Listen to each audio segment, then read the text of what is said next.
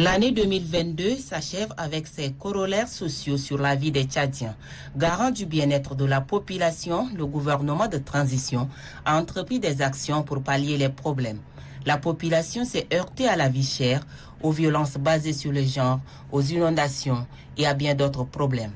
En ce qui concerne la vie chère, due aux impacts négatifs sur la campagne agricole et la crise ukrainienne, le gouvernement, à travers l'Office national de sécurité alimentaire ONASA, a vendu des céréales au prix subventionné pour alléger le porte-monnaie des couches vulnérables. En matière de promotion du genre, la chef du département, Amina Priscille Longo, estime que des avancées significatives sont enregistrées. L'organisation réussie du dialogue national inclusif et souverain à travers la participation des femmes, la continuité des actions régaliennes du gouvernement. Nous remarquons une présence fortement appréciée des femmes dans les instances de décision.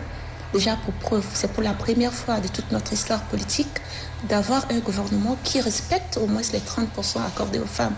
C'était aussi similaire pour le Conseil national de transition.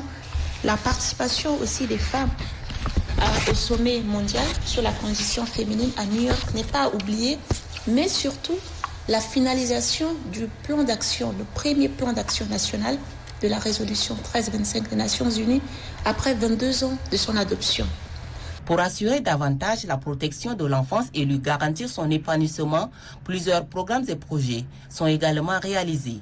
Le gouvernement a créé par loi 011/2022 le premier centre national pour l'éducation et la réinsertion des enfants vulnérables.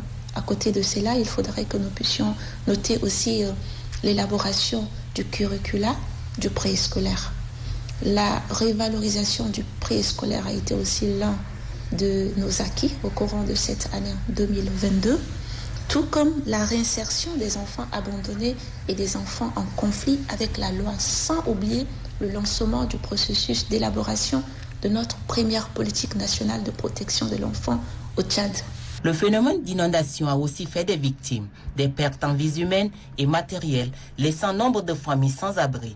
Vu l'ampleur de la situation, le président de transition, général Mohamed Idriss Déby Itno, a décrété l'état d'urgence alimentaire et nutritionnelle pour la période de soudure et des inondations qui a touché 19 provinces sur les 23 du pays, affectant plus d'1 million de personnes. Nous avons donc 1,116 million personnes affectées, 185 000 ménages touchés, 465 000 hectares de champs détruits, 19 399 têtes de bétail décimées, 19 provinces sur 23 affectées, 78 949 maisons détruites, 727 000 personnes assistées. Les partenaires, les ONG et les personnes de bonne volonté ont répondu à l'appel. Ils ont assisté les victimes financièrement et avec des produits de première nécessité à travers le ministère du Genre et de la Solidarité nationale. L'année 2022 a connu aussi des remous sociaux.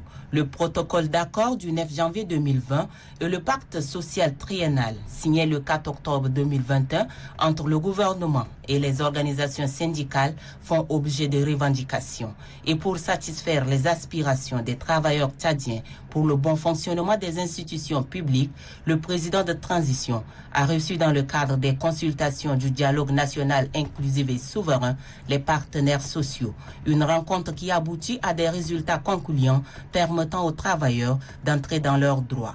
Au début de l'année 2022, le président de transition, général Mohamed Idriss Déby Itno, a annoncé le recrutement de 5 000 jeunes à la fonction publique afin de répondre à la question du chômage. Ces recrutements sont lancés et se poursuivent dans différents ministères.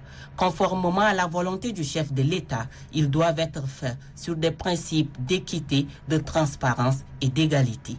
Au-delà de ces réalisations, les autorités ont des perspectives à court et à long terme pour améliorer les conditions sociales de la population. La ministre du Genre et de la Solidarité nationale, Amina Priscille Longo, compte renforcer en action les programmes existants et annonce la création d'une agence de protection et de promotion des personnes vivant avec un handicap, la réglementation des structures d'accueil des enfants vulnérables ainsi que l'orientation des filles vers le domaine de la science.